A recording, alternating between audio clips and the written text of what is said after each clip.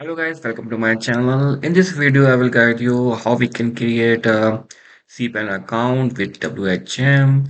So first of all, you have to log in your WHM account. After that, this screen will appear. So you have to click on a create a new account, and now we have to write down a domain. Just for example, you can write down test.com or whatever you have a domain, you can write down here, and you can just write down the user ID and just generate some password. So we can just generate some password from here, or you can just write it down from yourself also, and just check mark this option and click on the use password.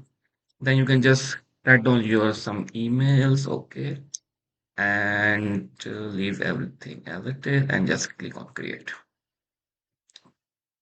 It will take some time, and this is giving an error of failed because our domain is not a valid domain. So when you have a valid domain, it will give you status successful. So thanks for watching.